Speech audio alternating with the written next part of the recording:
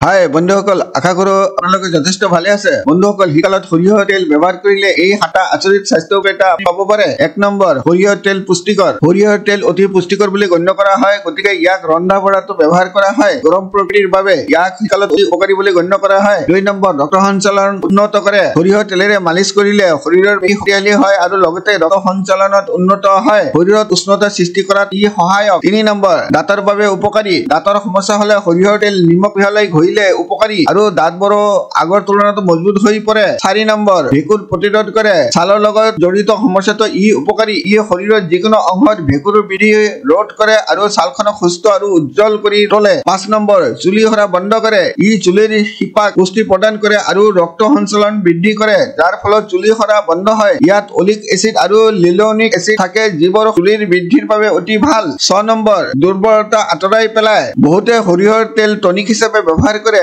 শৰীৰত কাৰ্যক্ষমতা বৃদ্ধি কৰি শৰীৰৰ দুৰ্বলতা দূৰ কৰাত সহায় কৰে। এই তেলেৰে মালিচ কৰাৰ পিছত গা ধুলে শৰীৰ আৰু ছাল দুয়োখনে সুস্থ হৈ থাকে। 7 নম্বৰ, বাত বিষ আৰু গাঁঠিৰ বিষ নিৰাময় কৰে। বাত বিষ আৰু গাঁঠিৰ বিষ সৰিয়হৰ তেলেৰে মালিচ কৰিলে ভাল হয়। ঠাণ্ডাৰ দিনত উষ্ণতাৰ বাবেও সৰিয়হৰ তেল এক প্ৰকাৰ ঔষধ। শুকান ছালখনক কুহুমীয়া তেলেৰে মালিচ কৰিলে কোমল আৰু মসৃণ হয়। সদায় মনত ৰাখিব, নিৰাময়তকৈ প্ৰতিৰোধ ভাল। আপোনাৰ দিনটো শুভ হওক। চোৱাৰ বাবে অশেষ ধন্যবাদ।